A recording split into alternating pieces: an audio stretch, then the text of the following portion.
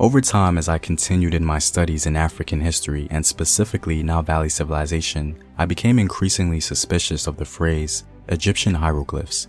The origin of hieroglyphs is hotly debated, and there doesn't seem to be a solid explanation as to where in the Nile Valley this writing form was actually created. At least no explanation that has been satisfactory for me.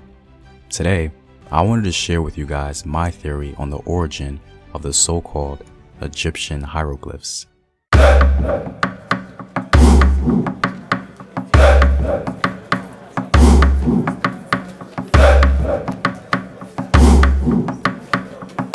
What up, African world? It's Home Team here, and welcome back to another video of African history, culture, and worldview. By supporting this channel on Patreon, you're helping in the creation of these videos and supporting this content.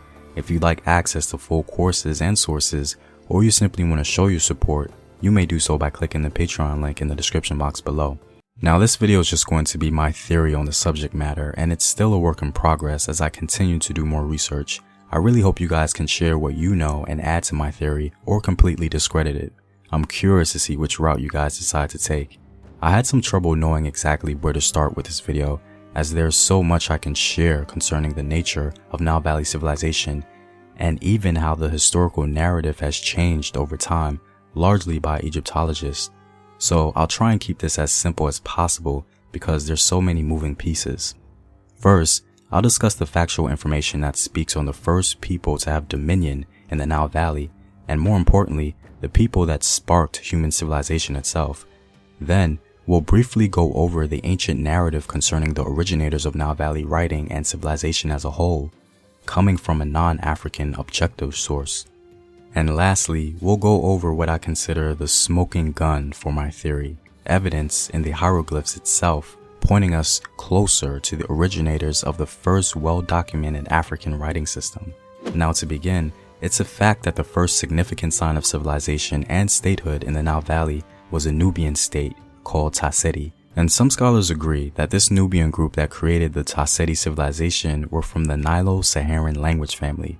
As an example, the Maasai people speak a nilo-saharan language. The language is even said to stretch as far as West Africa, as the Songhai people are a branch of the nilo-saharan family. These particular Nubians of the Tasseti civilization were the most dominant in the Nile Valley at the time, and at one point they even controlled Upper Egypt. Tasseti is said to have flourished in the Nile Valley around 3500 BC. To give you guys an idea of its significance, King Narmer, a Nile Valley ruler who united the northern region into one state, later called Egypt, did not accomplish this task until about 3050 BC, which was nearly 500 years after the dominance of Tasseti. The reason this is important is because people usually associate the first African civilization with Egypt, and all civilized faculties of the Nile Valley are associated with it, when in reality that couldn't be further from the truth.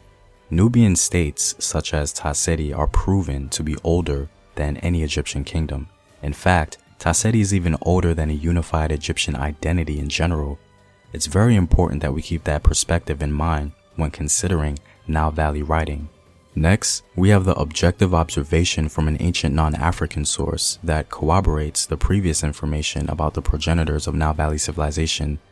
That source comes from an ancient Greek historian named Diodorus Siculus. Diodorus gives us a wealth of information on the history of Egypt. His account is very important because it reveals the common ancient narrative at the time. Diodorus, along with many other Greek historians, actually traveled to Egypt and learned many things from the Egyptian priesthood. Upon his arrival in Egypt, Diodorus shared with us what he learned. Please bear with me as I borrow excerpts from his writing. They say also that the Egyptians are colonists sent out by the Nubians, Osiris having been the leader of the colony.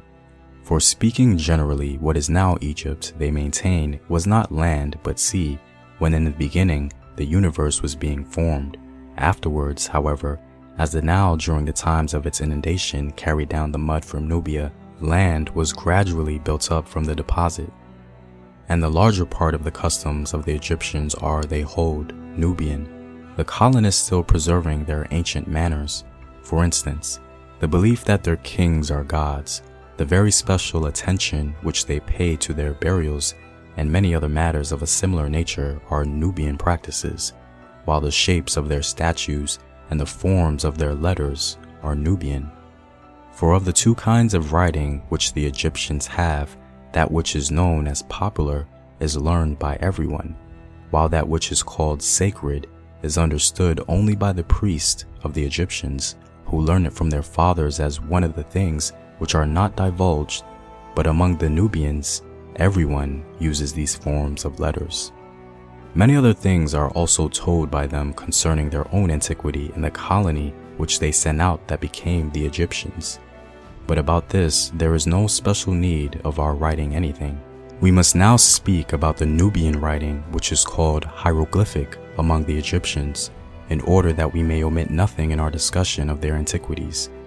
Now it is found that the forms of their letters take the shape of animals of every kind, and of the members of the human body, and of implements, and especially carpenters' tools. For their writing does not express the intended concept by means of syllables joined one to another, but by means of the significance of the objects which have been copied, and by its figurative meaning, which has been impressed upon the memory by practice. The idea of Nubians inventing writing is new and even controversial to us, but as we can see clearly from Diodorus and his writing, in his day, that was apparently common knowledge. Diodorus speaks on the Nubian invention of hieroglyphs with absolutely no insecurity or hesitance. This is a remarkable piece of evidence, especially from an outside source, that really affirms my own theory. Not only is Diodorus saying that an Egyptian man told him this, but he seems to agree with him. Now, for many people, this may be proof enough, but I think my last observation may bring it all home. For my smoking gun, I want to point us in the direction of a particular hieroglyph. It's a really simple illustration or symbol, the Nile Valley hieroglyph for a human face. This is the most common hieroglyph used to represent a human face in Nile Valley writing.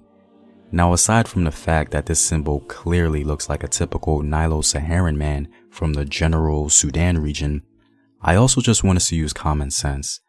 Consider this scenario. Whichever individual or people group that decided to use symbols to communicate wanted to express a symbol for a human face or a human being in general.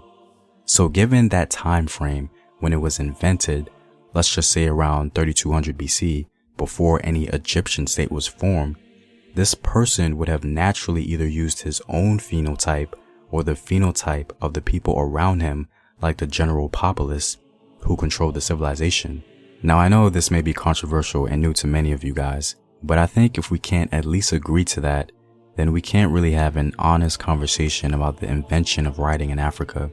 It seems really obvious and clear to me that the people who invented the first recognized writing system in Africa were the Nubians. Now, given all the evidence I just presented, like the first civilization being a nilo-saharan or Nubian one, also the ancient narrative proclaiming the Nubian birth of so-called Egyptian religion and writing, and now the smoking gun, the clearly nilo-saharan or Nubian facial phenotype on a hieroglyphic symbol for a human or face presents a pretty strong argument in my opinion.